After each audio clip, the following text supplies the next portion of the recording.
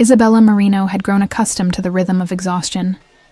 It was a steady pulse that beat beneath her ribs, keeping time with the hum of the espresso machine at Café Allegro and the clatter of dinner plates at Trattoria Luna. 2 jobs, 7 days a week, with barely enough hours between shifts to sleep, let alone dream.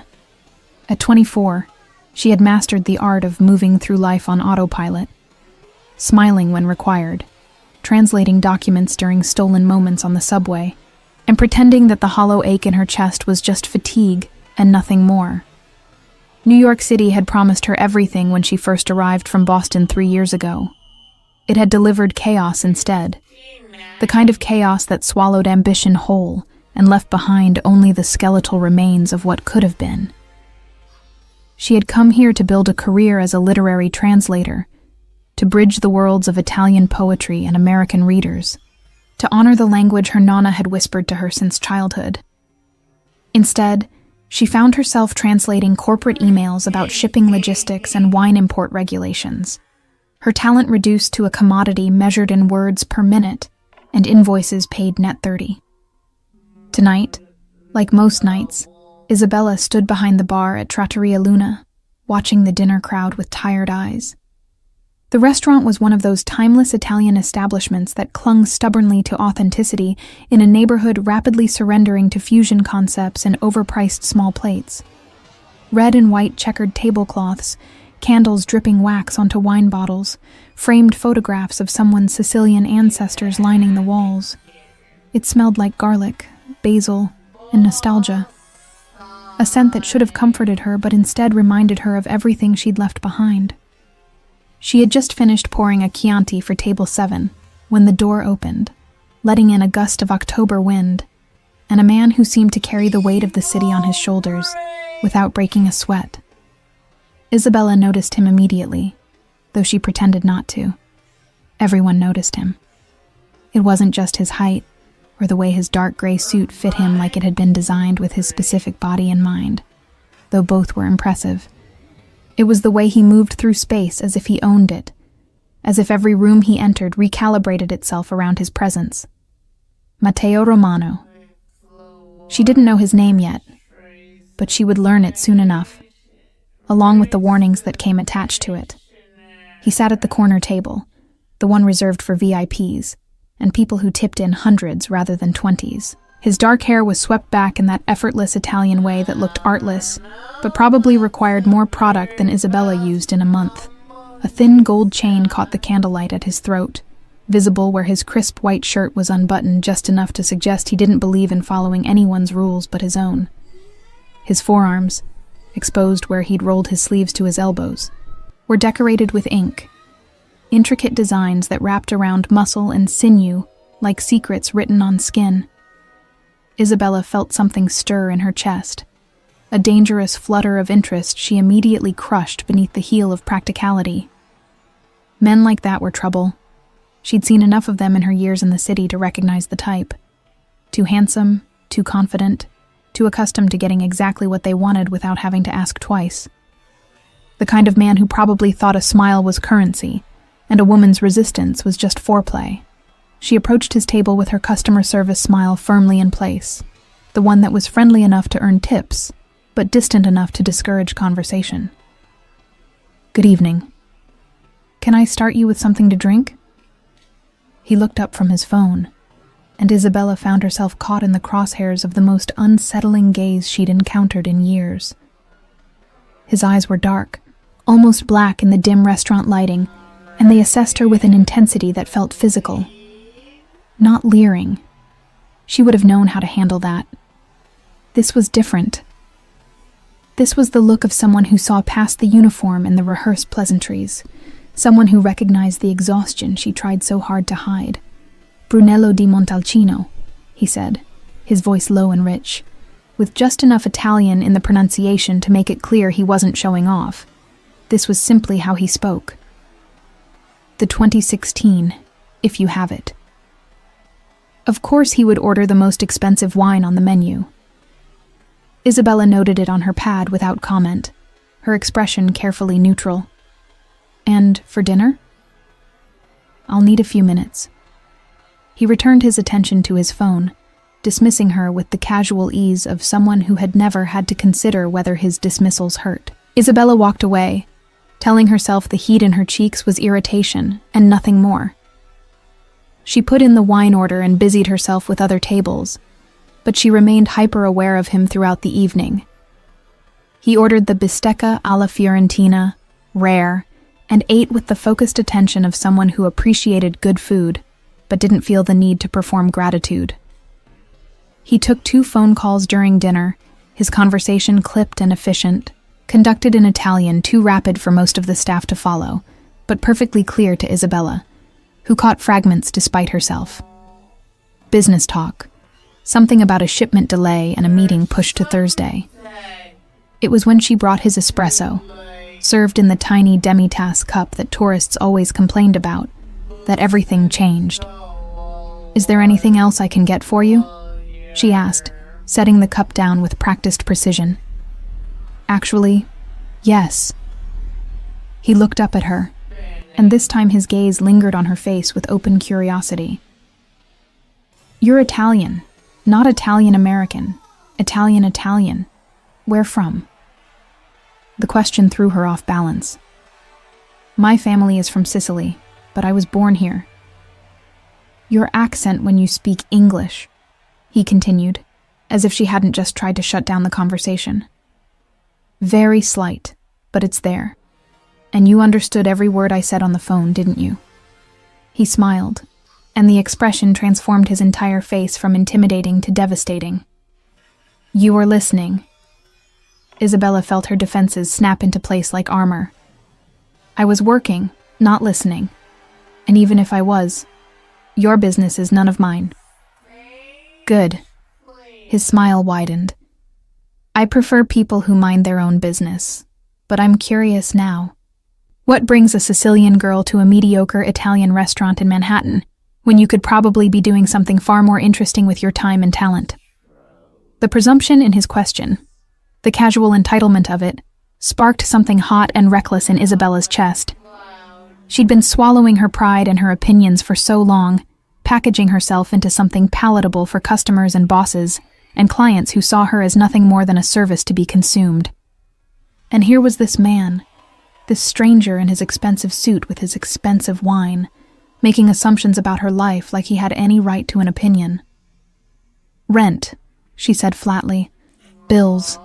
The same things that bring most people to jobs they're overqualified for." "Will that be all?" She turned to leave, but his voice stopped her. "I didn't mean to offend you." "You didn't." She looked back at him, her customer service smile back in place, though it felt brittle now, ready to crack. "Will there be anything else?" For a moment, he simply studied her, and Isabella had the uncomfortable feeling that he was cataloging everything about her, the shadows under her eyes, the way her shoulders carried tension like a weight, the slight tremor in her hands that came from too much coffee and not enough sleep. Then he shook his head slowly, almost regretfully.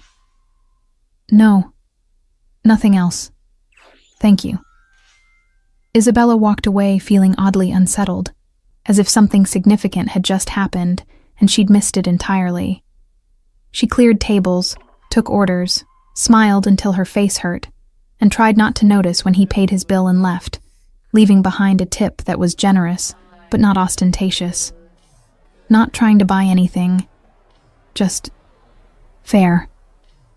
It was past midnight when she finally clocked out, her feet screaming in her sensible work shoes, her lower back a symphony of dull pain. She waited for the night bus on the corner, her coat pulled tight against the October chill, her mind already racing ahead to tomorrow's translation deadline and the stack of bills waiting on her kitchen counter. The streets were still alive with that particular Manhattan energy that never quite dimmed, even in the small hours. She didn't see him again that night. But somehow, Isabella knew, with that particular instinct that lives somewhere between intuition and dread, that the man in the gray suit was going to become a problem. The question was what kind of problem, and whether she had the energy left to deal with it.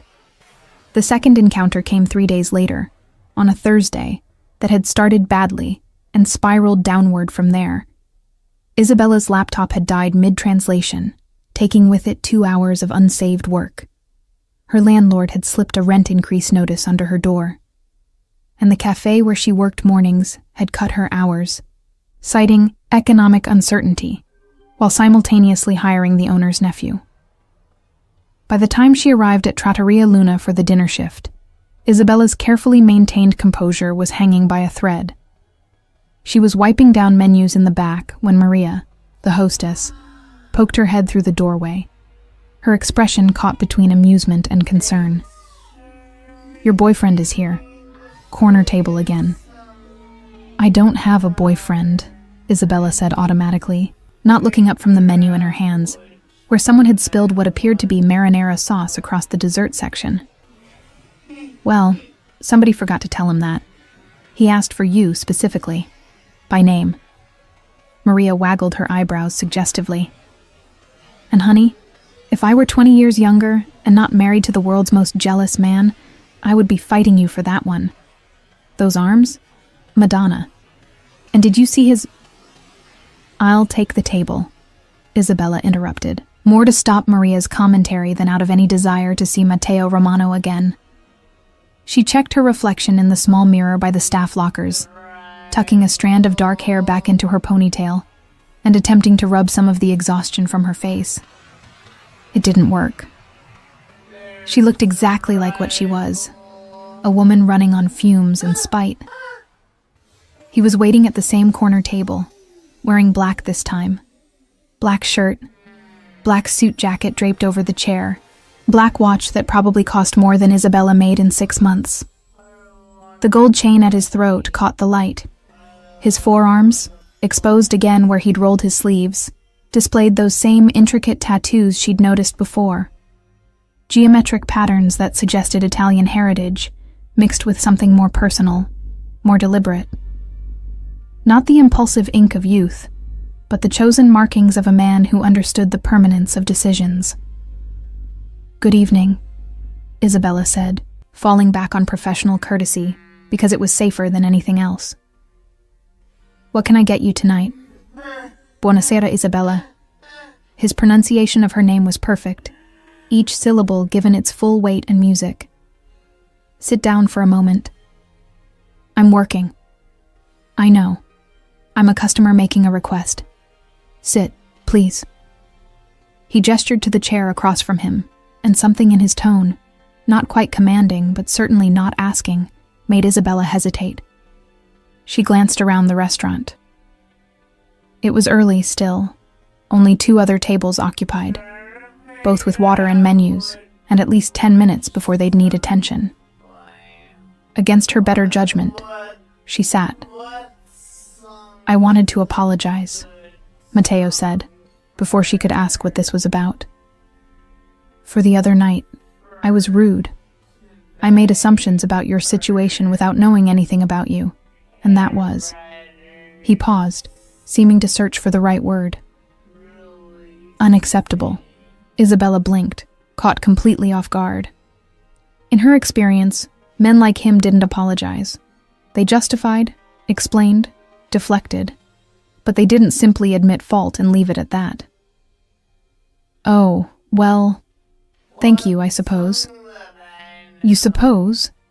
His mouth curved into something that might have been amusement. "That's not exactly a gracious acceptance." "I wasn't aware I needed to be gracious about someone apologizing for their own bad behavior," Isabella shot back, and immediately regretted it. This was a customer. She was supposed to be professional, accommodating, pleasant. But something about him shorted out her usual filters, made her respond with the sharp edge she usually kept carefully sheathed. To her surprise, he laughed, a genuine sound of delight that transformed his entire face. "No, you're absolutely right. I like that. Most people just accept apologies like they're trinkets being handed out. You make me work for it." "I'm not trying to make you do anything," Isabella said, starting to rise from her chair. "Now, if you'll excuse me, I should get back to—" "Wait, please." He held up a hand, and again, Something in the gesture made her pause. "I have a proposal for you. A business proposal." Isabella sat back down slowly, suspicion warring with curiosity. "What kind of business proposal?" "I need a translator. Not just any translator. I need someone who understands both the formal and colloquial registers of Italian. Someone who can navigate technical legal language, but also capture nuance and subtlety. Someone who grew up with the language, who thinks in it, not just speaks it." He leaned forward slightly, his dark eyes intent on her face. "I've been asking around. Maria mentioned you work 2 jobs, that you translate documents freelance, that you studied literature at university, but ended up here." The fact that he'd been asking about her should have raised red flags. Instead, Isabella found herself leaning forward too, drawn in despite her wariness. "What exactly would I be translating?" "Contracts initially. I'm opening a new venture, a cultural center and gallery space in Tribeca. It's a partnership between American investors and Italian cultural institutions. Everything needs to be translated, reviewed, refined. Legal documents, grant applications, exhibition catalogs, correspondence. It's a 6-month project, possibly extending to a year. The pay is..." He named a figure that made Isabella's breath catch in her throat. "Per month." That was more than she currently made from both jobs combined. She stared at him, trying to find the catch, because there had to be a catch. "Why me? There are professional translation agencies that handle this kind of work. People with reputations, portfolios, references. I've met with 3 agencies. They're all competent, they're all expensive, and they're all missing something." He tilted his head slightly, studying her with that same unnerving intensity she remembered from their first meeting. Passion. Understanding. The sense that language is something alive, something that matters beyond just accuracy. "When you took my order the other night, you didn't just hear me. You listened.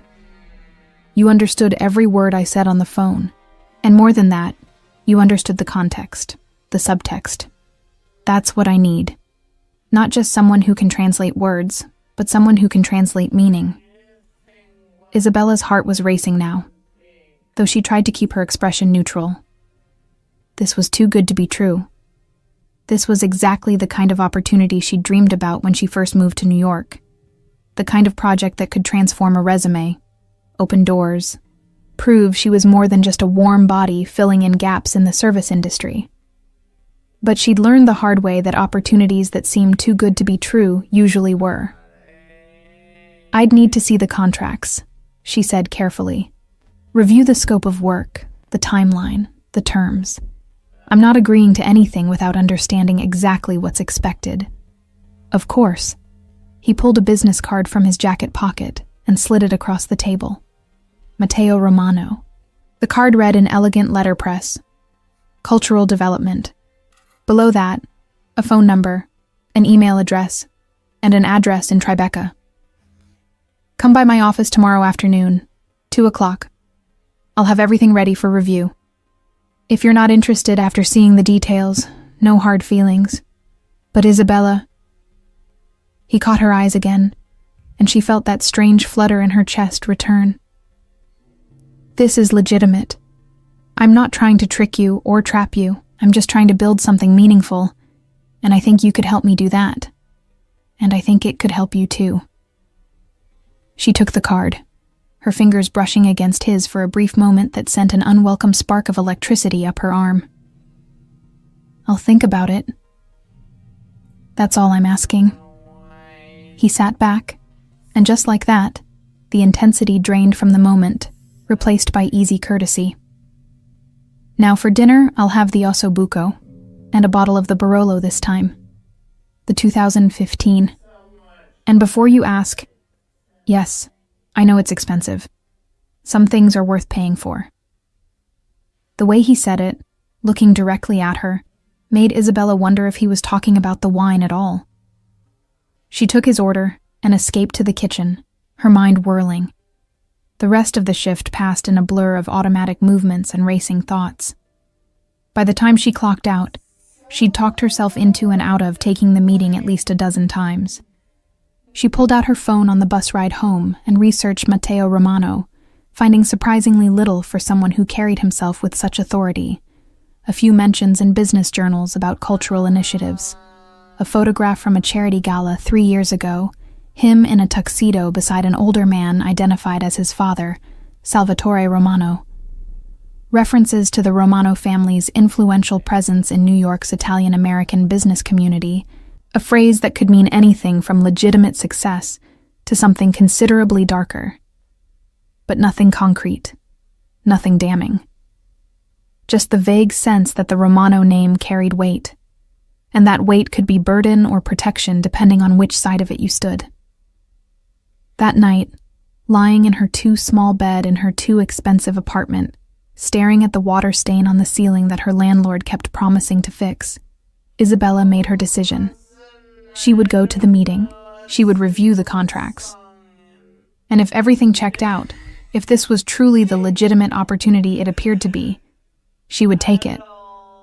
Not because of Matteo Romano's intense dark eyes or his devastating smile. Not because of the way he said her name like it was something precious. But because she was tired of surviving. She was ready to live again. She just hoped she wasn't making the biggest mistake of her life. The office was not what Isabella expected. She'd imagined something cold and corporate, glass and steel and minimalist furniture that cost more than it should. Instead, she found herself in a converted loft space in Tribeca, all exposed brick and soaring ceilings, filled with natural light streaming through enormous windows that overlooked the Hudson River. Art lined the walls, contemporary Italian pieces mixed with classical prints, carefully curated to suggest both heritage and progress. A restoration work table occupied one corner, covered with what appeared to be fragments of antique frames being painstakingly repaired. Everything about the space suggested passion and attention to detail, the work of someone who genuinely cared about preservation and beauty, rather than simply profiting from them. Matteo was waiting for her at a large wooden table that served as both desk and conference space. Several thick folders spread before him. He'd traded his formal suit for dark jeans and a crisp white shirt.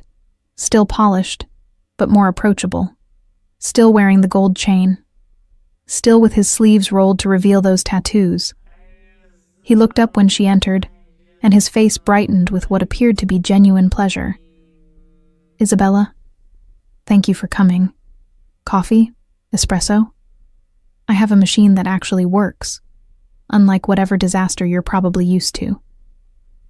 Despite her nervousness, Isabella found herself smiling. "Espresso would be perfect, thank you." He moved to a professional-grade espresso machine. Of course, he had a professional-grade espresso machine, and began the familiar ritual. Isabella watched his hands work with the precision of practice, the intimate knowledge of temperature and timing that came from growing up with the ritual. "You make your own coffee?" "My assistant thinks I'm insane," he admitted, not looking up from the machine. "But some things shouldn't be delegated. Espresso is sacred. Like family recipes or first kisses or the proper way to argue with someone you care about." He glanced at her then, and something in his expression made her pulse quicken. Some things require personal attention. He brought her the espresso in a proper cup, not the paper nonsense most offices used, and gestured for her to sit. They settled across from each other at the table, and Isabella forced herself to focus on the documents rather than the man presenting them. He walked her through everything methodically: the scope of the translation project, the timeline, the compensation structure, the rights and ownership clauses.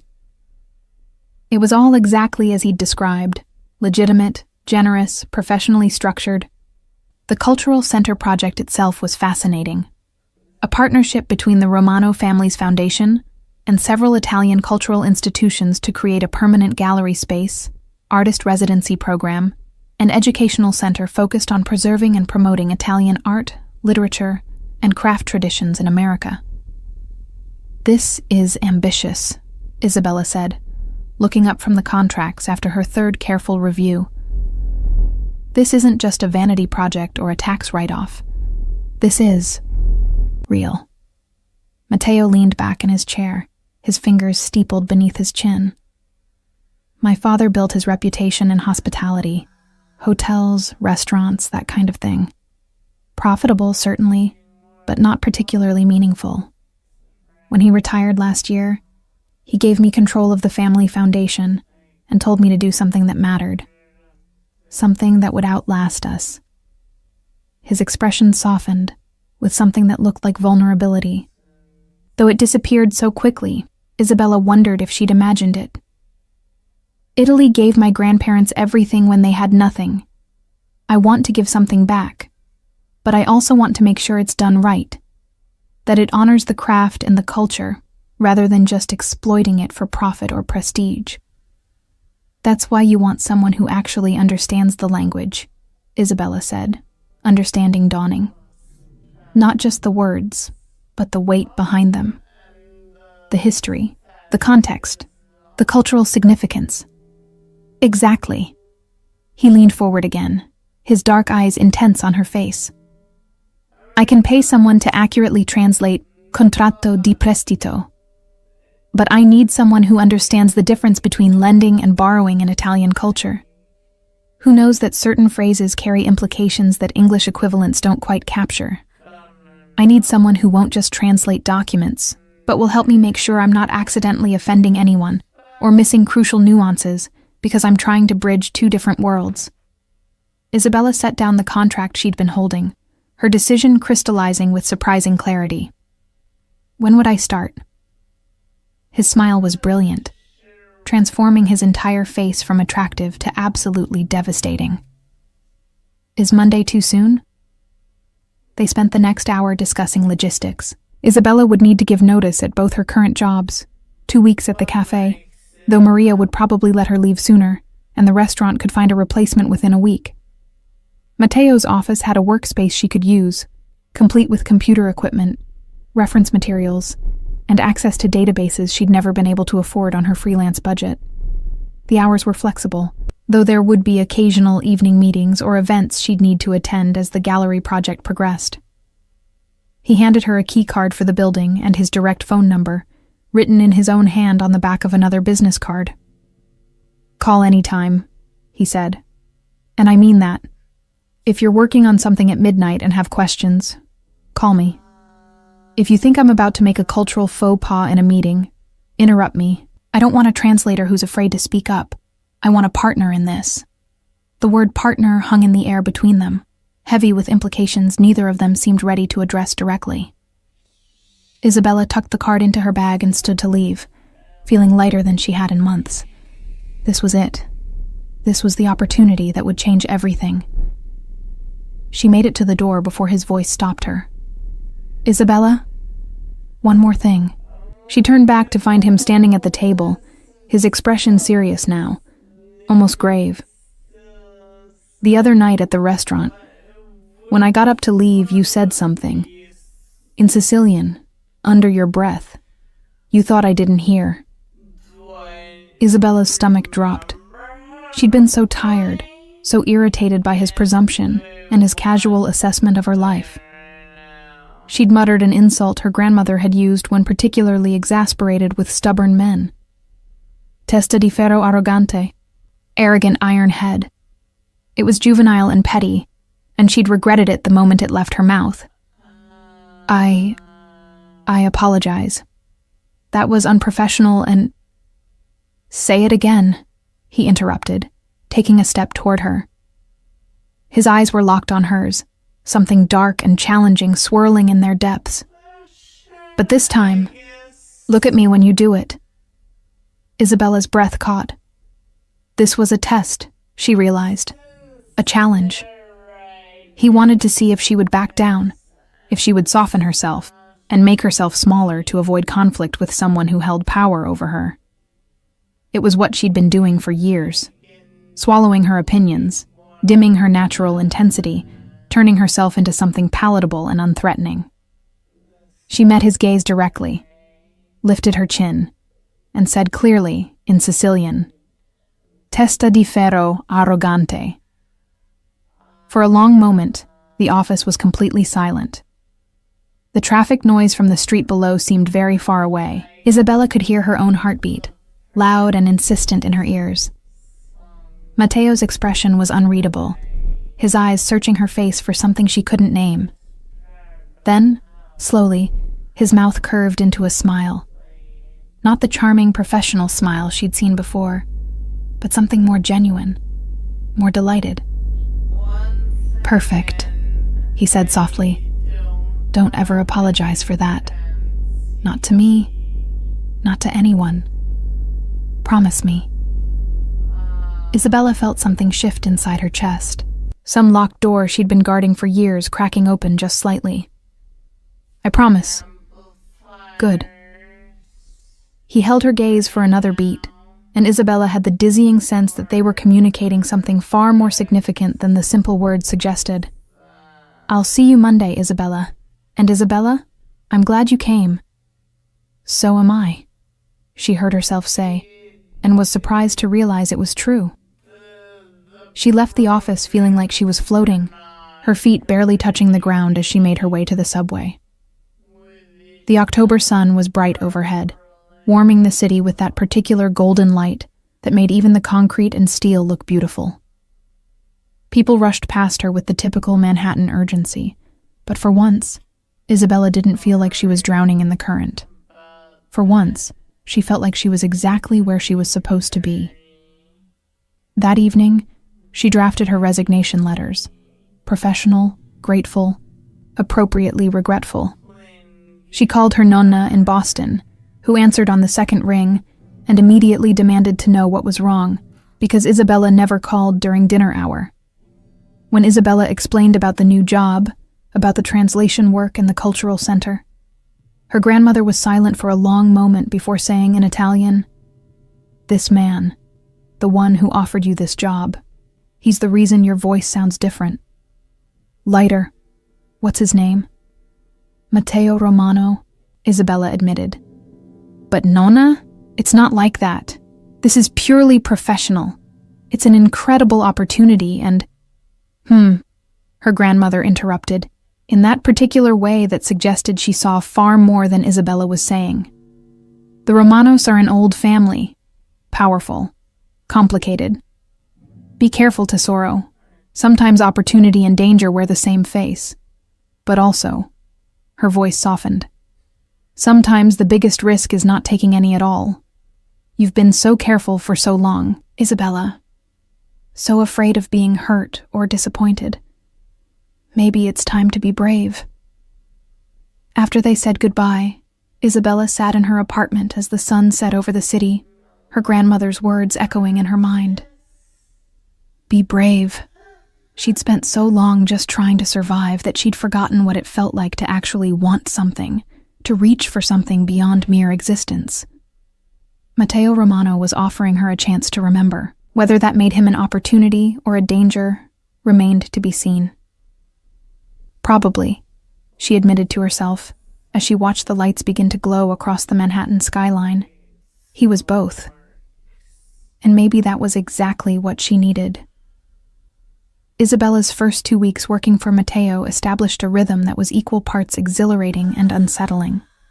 The translation work itself was demanding, but deeply satisfying. Exactly the kind of intellectually stimulating challenge she'd been craving. She spent her days immersed in contracts, grant proposals, and exhibition catalogs, carefully choosing words that would honor both the Italian original and American audience. Matteo had been right about needing someone who understood cultural nuance. Half her job wasn't translation at all, but rather interpretation, explaining why certain phrases that seemed identical on the surface carried completely different weights, depending on regional Italian dialects or cultural context. But it was the time spent working alongside Matteo himself that kept her off balance. He was nothing like she'd expected. Yes, he was demanding. He held everyone, including himself, to impossibly high standards. Yes, he was confident to the point of arrogance. But he was also funny in an understated way, quick with dry observations that made her laugh despite herself. He was genuinely passionate about the Cultural Center project, staying late into the evening to review plans and research potential artists, his enthusiasm infectious. And he asked for her opinion constantly, not as a formality, but because he genuinely valued her perspective, even when she disagreed with him. Especially when she disagreed with him, actually.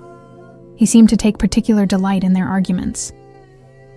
"This section about the residency program," Isabella said one afternoon, looking up from her laptop where she'd been reviewing the latest draft. "The Italian version emphasizes tradition and preservation. The English version emphasizes innovation and contemporary practice. Those aren't the same message, Matteo." He looked up from the architectural drawings he'd been studying, his sleeves rolled up as always, a smudge of graphite on his jaw from where he'd been sketching modifications to the gallery space. "They're both important aspects of what we're trying to do." "Yes, but you can't say different things to different audiences and expect it to work. You need to decide what the actual message is, and then say that consistently in both languages." She stood and walked to where he sat, leaning over his shoulder to point at the relevant paragraphs on her screen. "Look, here you're essentially promising the Italian institutions that you'll be a custodian of traditional techniques. Here you're promising American funders that you'll be pushing boundaries and supporting cutting-edge work. Those are potentially contradictory goals." Matteo studied the text, his expression thoughtful. Isabella was acutely aware of how close they were standing, could smell the faint scent of his cologne. Something expensive and subtle. Sandalwood, maybe, with an underlying warmth that suggested spices. "You're right," he said finally. "I've been trying to tell everyone what they want to hear instead of being clear about what I actually want to build." He looked up at her, and this close, she could see flecks of amber in his dark eyes. "So what do I actually want? You've been reading these documents for 2 weeks. You probably understand the vision better than I do at this point." Isabella straightened, putting some necessary distance between them, and considered the question seriously. "You want to create a space where tradition and innovation aren't opposing forces, but rather in conversation with each other, where Italian artists can learn from American perspectives and vice versa, where preservation isn't about amber-freezing culture, but about keeping it alive and relevant. You want..." She paused, searching for the right words. "You want to build a bridge, not a museum. Does that sound right?" His expression had gone very still, very intent. When he finally spoke, his voice was lower than usual, rougher around the edges. "Yes, that's exactly right. How did you..." "It's what you actually talk about when you think no one's listening," Isabella said. "When you're on the phone with your architect, or reviewing artist proposals, or sketching ideas on napkins during lunch. You never talk about preservation or innovation separately. You always talk about connection, dialogue, bridge building." For a long moment, Matteo simply looked at her, and Isabella had the uncomfortable feeling that he was seeing something she hadn't meant to reveal. Then he smiled. Not his usual charming smile, but something smaller and more genuine. "Thank you. For paying attention. For caring enough to pay attention." "That's what you hired me for," she said, her tone deliberately light, trying to reestablish some professional distance. "No," he said quietly. "I hired you to translate documents. This, understanding what I'm actually trying to do, helping me see it more clearly. That's something else entirely. That's something you choose to do."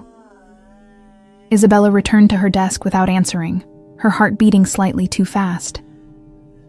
Moments like this had been happening with increasing frequency, moments when the professional boundaries they'd carefully maintained seemed to blur into something else, something neither of them was quite ready to name or address. She told herself it didn't mean anything. That intensity and long hours naturally created a sense of intimacy that could be mistaken for something deeper, that Matteo probably had this effect on everyone who worked closely with him, and she was foolish to think she was somehow special. But then there were the other moments, The times when she'd look up from her work to find him watching her with an expression she couldn't quite read. The way he remembered details about her life she'd only mentioned in passing. That she preferred her espresso with just a hint of sugar. That she called her grandmother every Sunday evening. That she couldn't work if there was too much noise but needed some background sound or the silence became oppressive. The way he'd started bringing pastries from a specific Sicilian bakery in Brooklyn because he'd noticed her eyes light up when she mentioned it. Small things. Thoughtful things. The kind of things that suggested he was paying attention to her, with the same focused intensity she'd been trying not to pay to him. It all came to a head 3 weeks into the job, during their first major event. The cultural center was still months from opening, but Matteo had organized a preview reception for potential donors, partner institutions, and selected artists. It was held at one of the Romano family's hotels, a boutique property in Soho that had been recently renovated in a style that managed to honor the building's 19th century bones while feeling utterly contemporary. Isabella had been asked to attend as Matteo's translator for the evening, facilitating conversations with the Italian guests and helping to ensure nothing was lost in translation during presentations. She'd bought a new dress for the occasion, spending more than she should have from her first substantial paycheck. It was black, elegant, with a neckline that was professional, but still suggested she possessed collarbones and a figure worth noticing. She'd left her hair down for once, falling in dark waves over her shoulders, and applied makeup with a careful hand. When she arrived at the hotel, she felt nervous in a way that had nothing to do with the work responsibilities of the evening. Matteo was in the lobby talking to the hotel manager when she walked in. He looked up as she approached, and whatever he'd been saying died mid-sentence. His eyes traveled over her once, quickly, before returning to her face with an intensity that made her skin feel warm. "Isabella, you look." He paused, seeming to search for the right word in either English or Italian, and finding neither language sufficient. "That dress is going to make it very difficult for me to concentrate on business tonight." It was delivered lightly, almost as a joke, but there was something underneath the words that felt heavier, more real. "Thank you," Isabella managed, her voice thankfully steady. "You clean up well yourself." That was an understatement. Matteo in a formal suit was almost unfairly attractive. The jacket was perfectly tailored to his broad shoulders. The crisp white shirt, a stark contrast to his olive skin. His dark hair was swept back as usual, and the gold chain at his throat caught the light. But it was the way he carried himself. The absolute confidence mixed with something that looked almost like anticipation, that made him truly compelling. The evening proceeded smoothly. Isabella fell into the familiar role of interpreter, facilitating conversations between Italian representatives and American donors, explaining cultural references and context where needed. She watched Matteo work the room with practiced ease, seeing new dimensions to him in this context. He was charming, certainly, but there was genuine substance beneath the charm. He spoke about the Cultural Center project with real passion, and when people asked questions, his answers revealed deep knowledge and careful thought. Midway through the evening, during a presentation about the residency program, one of the Italian cultural ministers made a comment in rapid Sicilian dialect, something about hoping the project would respect traditional methods rather than diluting them with American commercial priorities. It was delivered as a polite concern, but there was an edge underneath, a test to see how Matteo would respond. Before Isabella could translate, Matteo answered directly in Italian, his accent flawless, his word choice perfect. He acknowledged the concern, spoke eloquently about the importance of preserving authentic techniques, and then, and this was the brilliant part, gently pushed back, arguing that culture had always evolved through exchange and dialogue, that the masters of Renaissance Italy had been influenced by artists from across Europe and beyond, that tradition wasn't a fixed point, but rather a living conversation between past and present. The minister looked impressed and slightly chastened. Several other Italian guests nodded approval. Isabella felt a surge of something that was definitely not attraction, absolutely not pride, because that would suggest she was emotionally invested in Matteo's success, which she certainly was not. "You didn't need me to translate that," she murmured when they had a moment alone by the bar. "No," he agreed, accepting a glass of Prosecco from the bartender. "But I needed you here anyway. You notice things. You make me better at this." Before Isabella could parse what that meant, they were pulled into another conversation, then another, the evening flowing around them in a blur of introductions and small talk and carefully navigated cultural exchanges. It wasn't until near the end of the night, when most guests had departed and only a few stragglers remained, that Isabella found herself alone with Matteo on the hotel's rooftop terrace, the Manhattan skyline glittering around them like a constellation of earthbound stars. "I think that went well," she said, leaning against the railing and letting the cool October air wash over her face. Her feet were killing her in the heels she'd chosen, but she didn't care. She felt alive in a way she hadn't in years, challenged and engaged and useful. "It went perfectly," Matteo said, moving to stand beside her. "Because of you. You know that, right?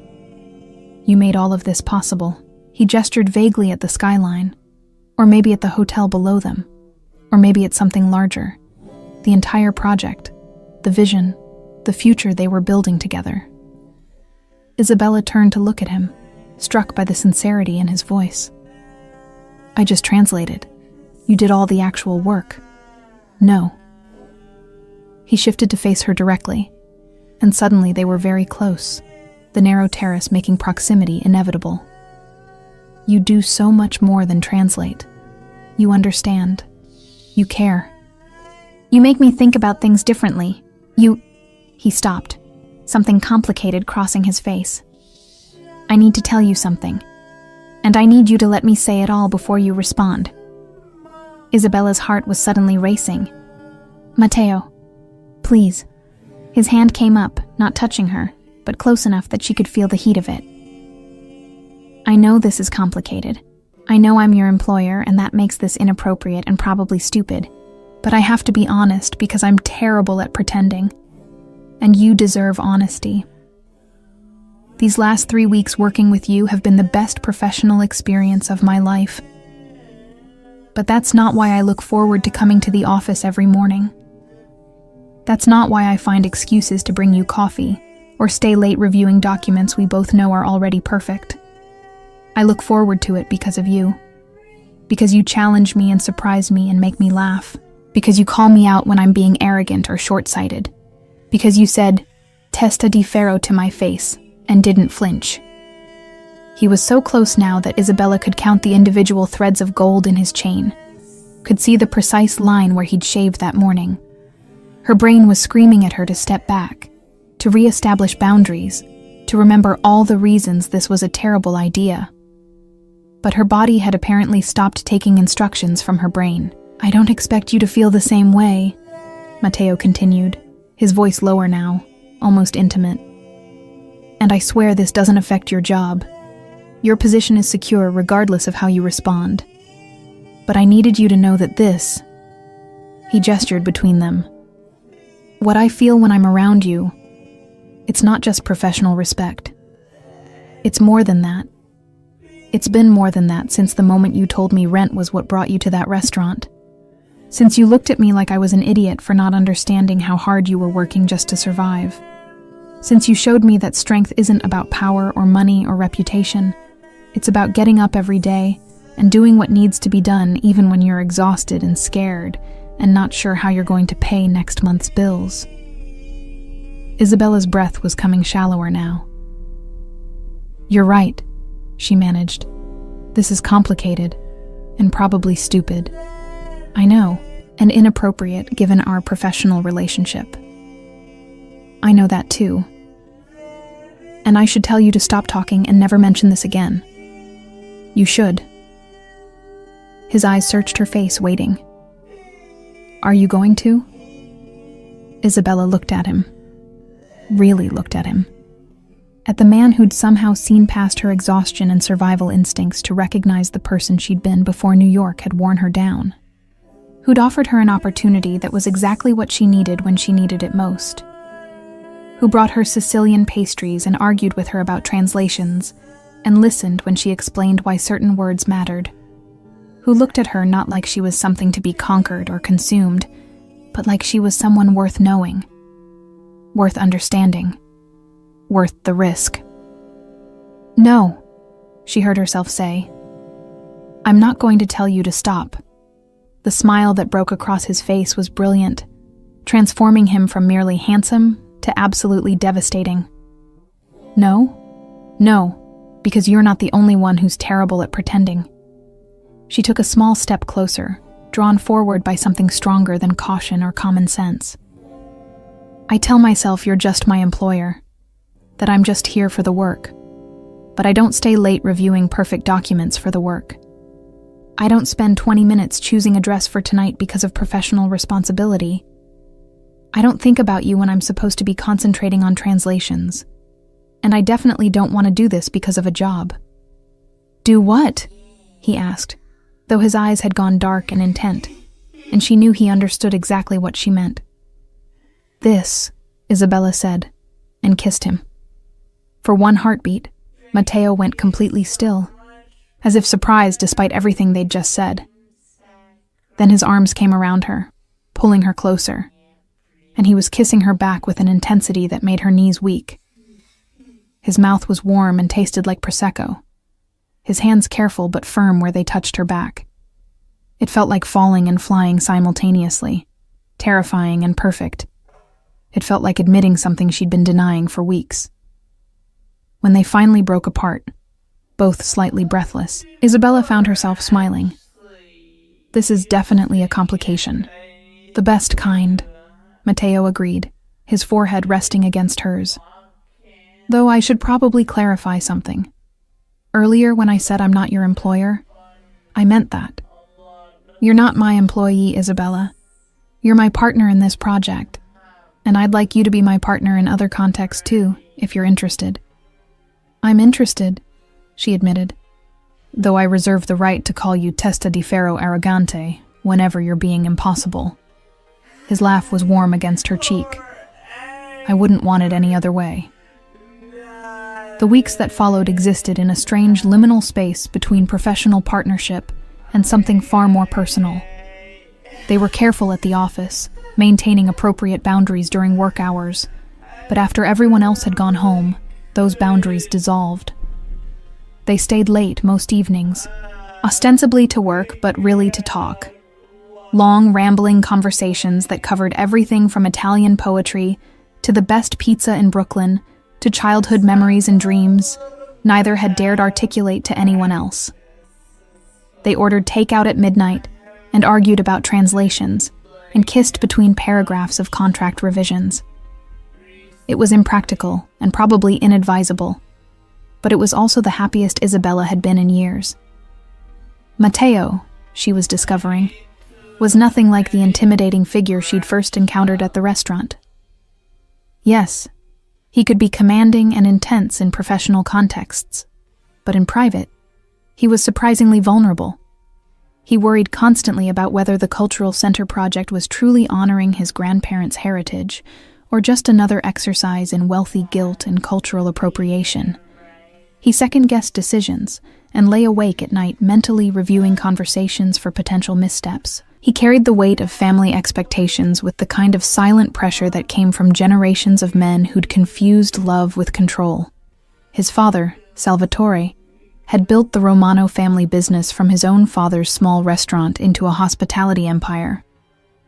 He'd done it through hard work and careful investments, and, as Matteo admitted carefully one evening, through relationships and leveraged power structures that existed in the gray areas between legitimate and something else. Nothing criminal exactly, but the kind of connections that came with certain expectations and obligations.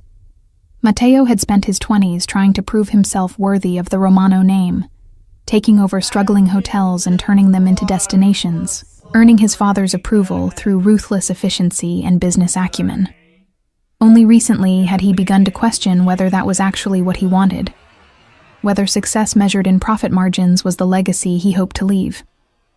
My father thinks I'm wasting the family foundation on vanity projects, Matteo confessed one night, his head in Isabella's lap as they stretched out on the office couch after a particularly long day of meetings.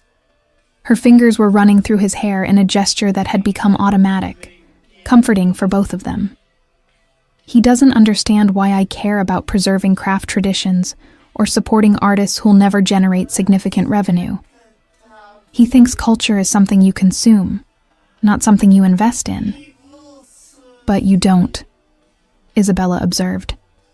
You think culture is something alive, something that needs tending and protecting and room to grow.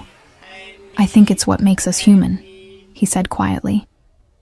I think my grandfather, who came to New York with nothing but recipes and hope, carried more real wealth in his traditions and stories than my father has accumulated in decades of business success. And I think if we lose that, if we let it all become commercialized and homogenized, we lose something essential about who we are. It was conversations like this that made Isabella fall for him, slowly and then all at once. Not the grand gestures or expensive gifts, though Matteo was certainly capable of both, but the quiet moments when he let down his guard and showed her the person underneath the power, the person who cared deeply, who felt things intensely, who was trying so hard to honor his past while building something meaningful for the future. Of course, nothing existed in a vacuum. 5 weeks into their relationship, if that's what they were calling it, Isabella met Matteo's father. It wasn't planned. She'd been at the office on a Saturday afternoon, working through a challenging translation of an exhibition catalog, when Salvatore Romano arrived unannounced. She heard raised voices from Matteo's private office and looked up to see an older man in an immaculate suit, clearly agitated, gesturing emphatically while he spoke rapid Italian. Matteo's responses were quieter, measured, but Isabella could hear the tension underneath. She should have left, given them privacy, but something kept her frozen at her desk, listening despite herself. This is exactly the problem, Salvatore was saying. You're so focused on this art project that you're neglecting real business. The Midtown Hotel needs attention. The restaurant group is struggling. And you're here playing curator instead of... I'm building something that matters, Matteo interrupted, his voice sharp. Something that will last beyond quarterly earnings reports. And who's going to see it? Who's going to care? Salvatore's voice dripped with frustration. You're a Romano. We built our name on hospitality, on service, on giving people what they want, not on forcing high-minded cultural education down their throats. Maybe that's the problem, Matteo said, and Isabella heard a door open. Maybe we've spent so long giving people what they want that we've forgotten to ask what they need. Salvatore emerged first, his face flushed with anger. He noticed Isabella at her desk and stopped, his expression shifting to calculation. And who's this? Isabella Marino, Matteo said, appearing behind his father. His jaw was tight, his eyes flashing with irritation. She's my partner on the Cultural Center project. Isabella, this is my father.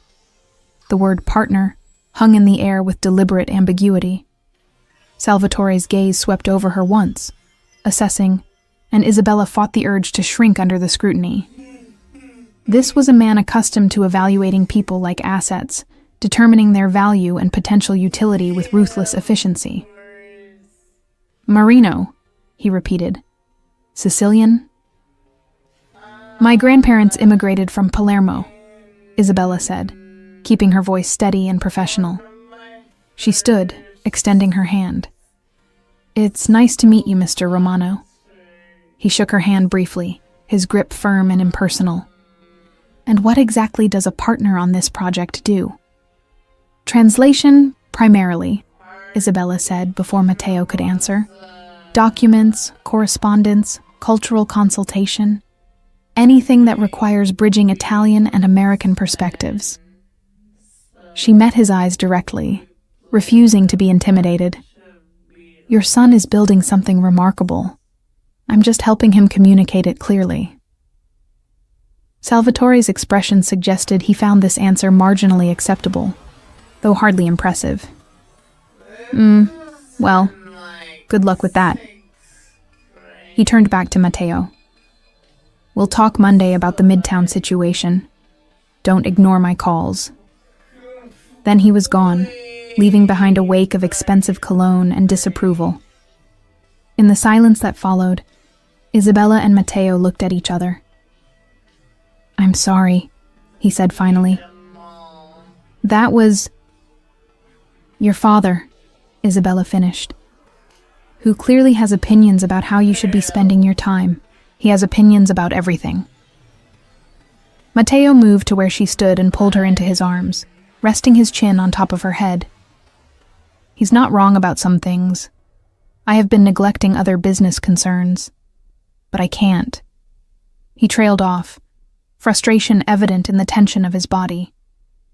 I can't keep living the life he planned for me. I've tried. For years I tried. And I was miserable. Then don't, Isabella said simply, pulling back to look at him. Build what you want to build. Your father will adjust or he won't, but either way, you can't live your life trying to earn approval you're never going to receive. When did you become so wise? He asked, a hint of his usual humor returning.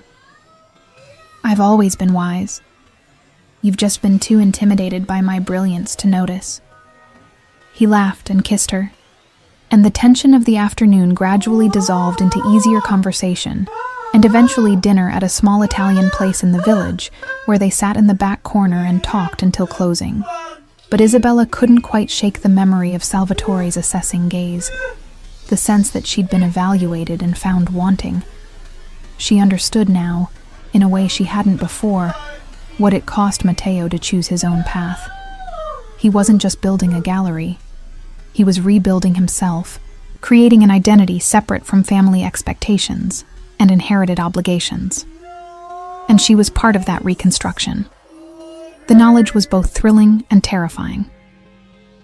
The situation came to a head 2 weeks later, during the first major milestone in the gallery project. They'd secured a significant grant from the Italian Ministry of Culture, contingent on approval of the educational programming. Isabella had spent weeks refining the proposals, working closely with an advisory committee of Italian academics and artists to ensure the programming would meet the ministry's rigorous standards. When the approval came through, it represented not just funding, but validation, proof that what they were building had real cultural value beyond Matteo's personal investment. They celebrated that evening with champagne at the office, just the two of them, the city lights glowing through the windows. Matteo was giddy with relief and excitement, more unguarded than Isabella had ever seen him. We did it, he kept saying, like he couldn't quite believe it. We actually did it. You did it, Isabella corrected. This was your vision. I just helped translate it. No. He pulled her close, his eyes serious despite the champagne warmth in his cheeks. You did so much more than translate. You helped me understand what I was trying to say. You made it better, clearer, more honest. He paused, seeming to search for the right words. You make me better. At everything. I don't know how I did any of this before you. There was something in his voice, some weight behind the words that made Isabella's breath catch. They'd been careful not to put labels on what they were, to keep things light and undefined.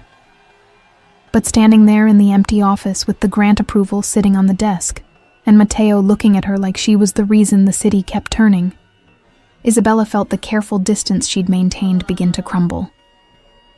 I love you, Matteo said, the words coming out rushed and slightly nervous, as if he'd been holding them back for a while and they'd simply escaped.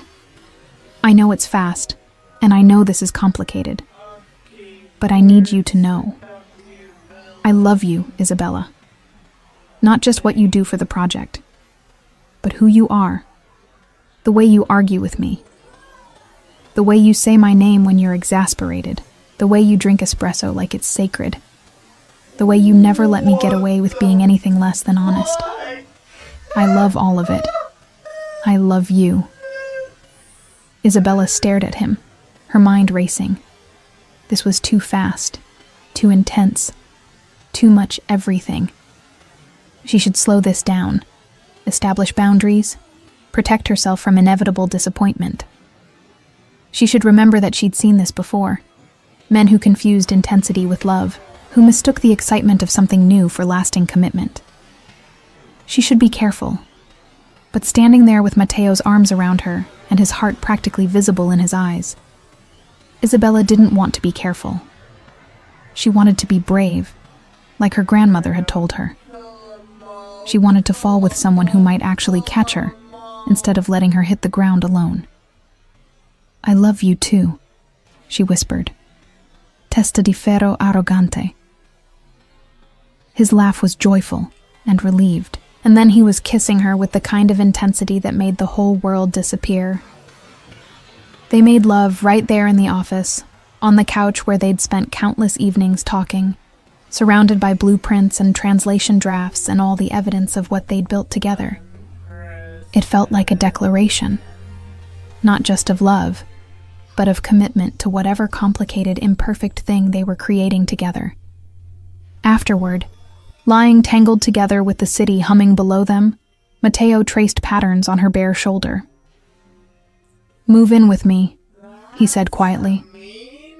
"I know it's too soon to say things like that, but I'm saying it anyway. I want to wake up with you. I want to come home to you. I want all of it." Isabella's first instinct was to refuse, to insist they take things slowly, maintain separate spaces, keep some part of herself protected just in case. But that was the old Isabella talking, the woman who'd been beaten down by too many disappointments, who'd learned to expect the worst because the worst kept finding her. This Isabella, the one Matteo had helped her rediscover, wanted different things. She wanted risk and hope and possibility. She wanted him. "Yes," she said, "but I'm keeping my apartment for 6 months, just in case." "Just in case of what?" "Just in case you get tired of me using all the hot water and leaving books everywhere and cursing in Sicilian when I'm frustrated." He pulled her closer. "Never going to happen."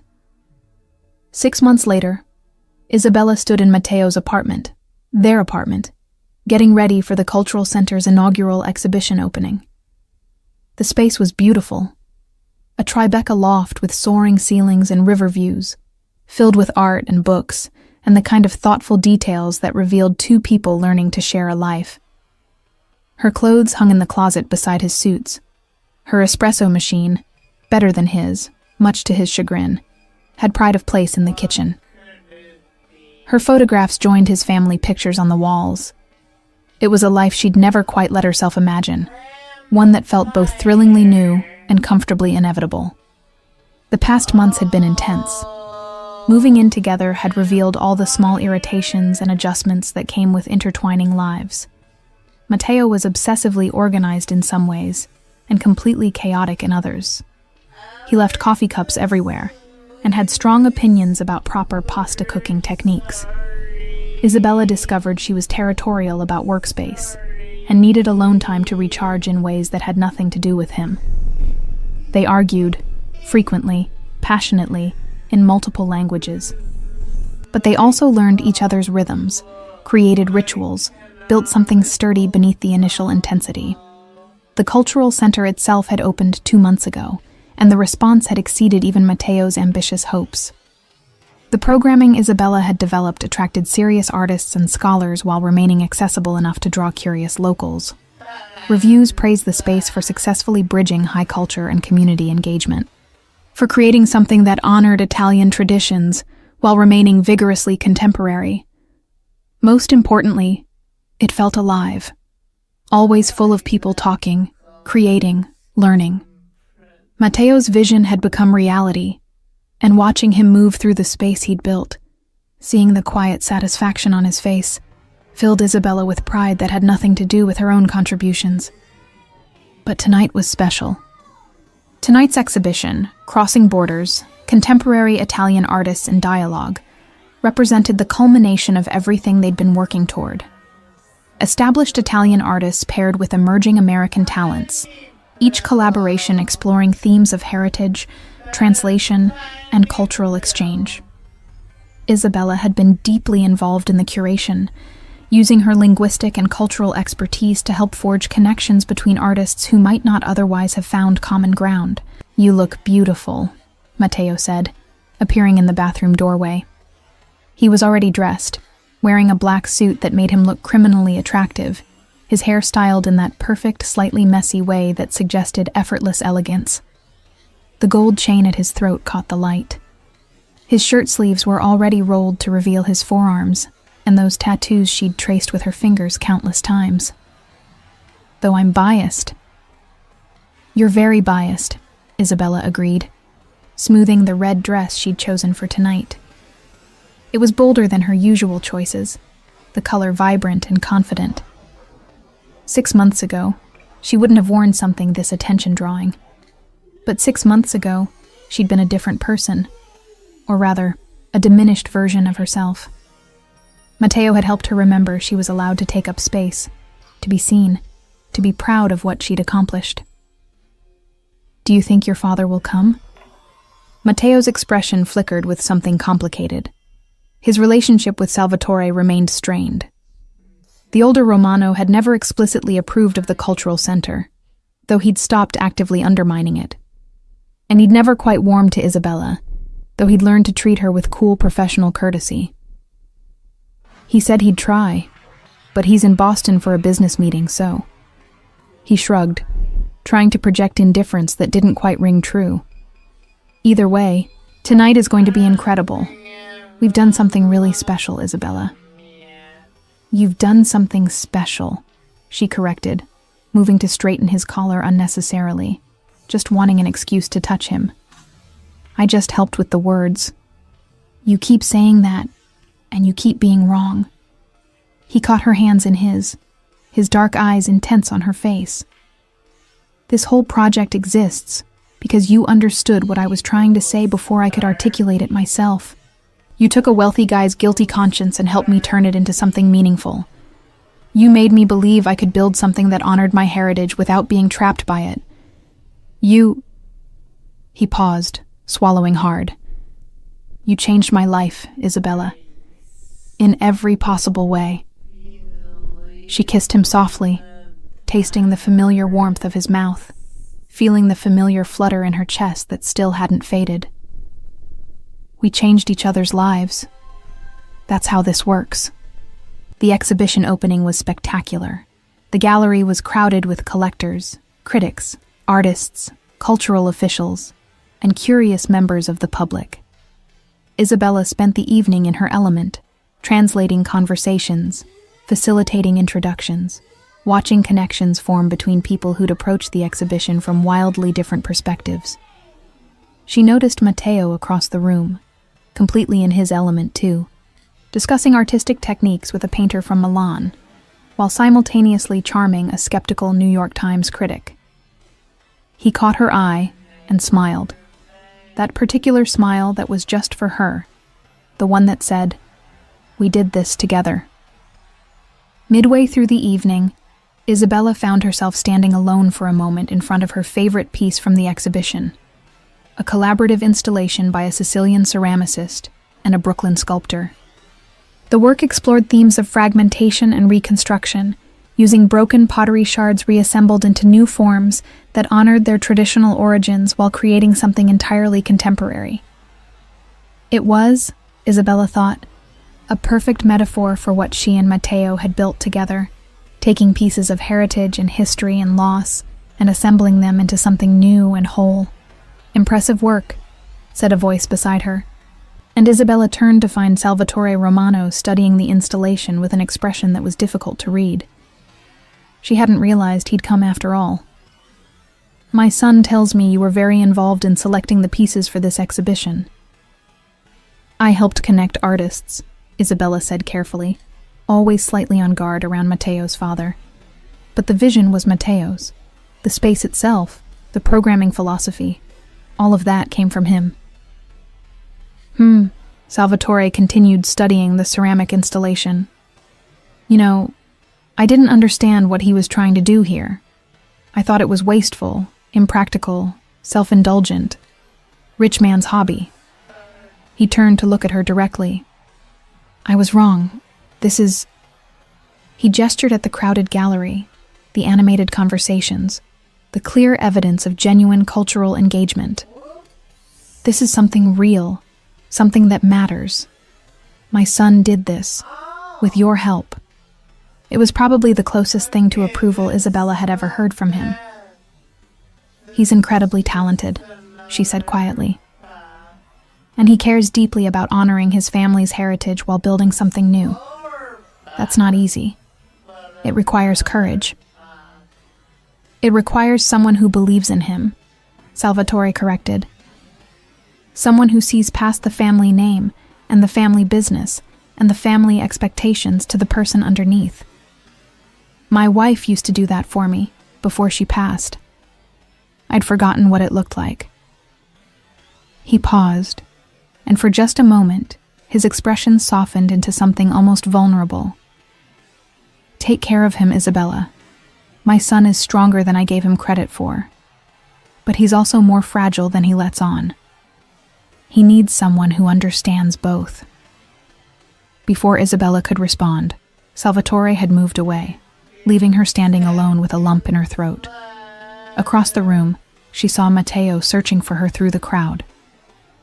When their eyes met, his face lit up with such pure joy that Isabella felt her own heart expand to accommodate the feeling. She pushed through the crowd to reach him, and he immediately pulled her close, his arm around her waist. There you are, he murmured against her hair. I was looking for you. I was talking to your father, she said, still processing the brief conversation. I think he just gave us his blessing. Sort of. Matteo pulled back to look at her, surprise evident on his face. Really? What did he say? That you're stronger and more fragile than he realized. That you need someone who understands both. She reached up to touch his face, feeling the familiar scratch of evening stubble against her palm. He's right, you know. You act so confident, but underneath you're constantly worried about whether you're doing enough, being enough, honoring the past while building the future. It's exhausting watching you carry all that weight. I'm not carrying it alone anymore, Matteo said, covering her hand with his own. That's what you don't seem to understand, Isabella. Before you, I was doing all of this by myself. Making decisions in isolation, second-guessing everything, trying to prove something to people who didn't care about what I was actually trying to build. But with you... He paused, and she saw him gather his courage for something. With you, everything makes sense. You're not just my translator or my partner in the cultural center. You're my partner in life. You're the person who makes me believe I can be both a Romano and myself. You're... He stopped talking, and suddenly dropped to one knee, right there in the middle of the crowded gallery, pulling a small velvet box from his jacket pocket. The conversations around them gradually quieted as people noticed what was happening. Isabella felt her breath catch, her hand flying to her mouth in shock. Isabella Marino, Matteo said, his voice carrying through the suddenly silent gallery. You walked into my life cursing me in Sicilian, and I knew immediately that you were going to change everything. You challenge me and support me, and call me out when I'm being an arrogant idiot. You made me want to build something meaningful instead of just something profitable. You taught me that honoring heritage doesn't mean being trapped by it. You showed me what it means to be truly brave. Not fearless, but afraid, and doing it anyway. I love you more than I thought it was possible to love another person. Will you marry me and spend the rest of your life arguing with me in multiple languages? Isabella looked down at him. This man who'd somehow seen past her exhaustion and defenses to recognize the person she'd been trying so hard to remain. This man who'd offered her not just a job, but a purpose. Not just security, but a partnership. This man who loved her temper and her intensity, and her habit of cursing in Sicilian when she was frustrated. She thought about her grandmother's advice 6 months ago. Sometimes the biggest risk is not taking any at all. Yes, she said, her voice shaking with emotion but clear and certain. Yes, you arrogant, wonderful, impossible man. Yes. The gallery erupted in applause as Matteo stood and slipped the ring, a simple band with a single perfect diamond, onto her finger. Then he kissed her with such tenderness that Isabella felt tears slip down her cheeks. When they finally broke apart, she was laughing and crying simultaneously. "You proposed to me in front of all these people," she said, half exasperated, half delighted. "You couldn't have waited for a private moment." "I wanted everyone to see," Matteo said, grinning. "I wanted witnesses.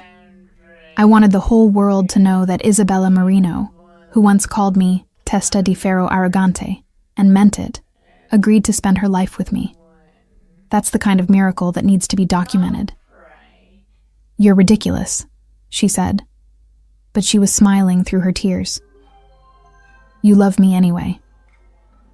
"Unfortunately, yes, I do."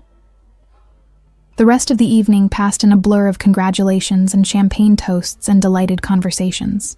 Isabella caught sight of Salvatore at one point, standing at the edge of the crowd, and was surprised to see him smiling. Actually smiling, as he watched his son celebrate. He caught her eye and raised his glass in a small salute, acknowledgement and approval, finally, freely given. As the night drew to a close and guests gradually departed, Isabella found herself back in front of the ceramic installation with Matteo beside her, his arm around her waist, the unfamiliar weight of the engagement ring on her finger. "We did it," she said softly. "We built something beautiful." "We're building something beautiful," Matteo corrected. "This is just the beginning. The gallery, the marriage, the life. It's all just starting, and I can't wait to see what we create together." Isabella leaned into him, feeling the solid warmth of his body, breathing in his familiar scent. 6 months ago, she'd been exhausted and defeated, serving wine to indifferent customers and barely surviving. Now she was standing in a gallery she'd helped build, wearing an engagement ring from a man she loved deeply, surrounded by evidence that beautiful things could emerge from broken pieces if you were willing to do the work of reassembling them. "Say it one more time," Matteo murmured against her hair. "For luck." Isabella laughed, knowing exactly what he meant.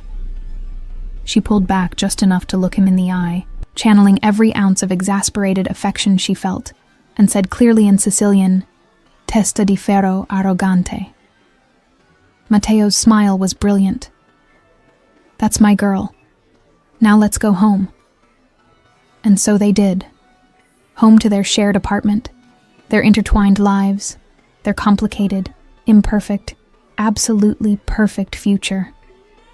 Isabella had cursed him quietly in Sicilian that first night, and he'd grinned and told her to say it again but looking at him.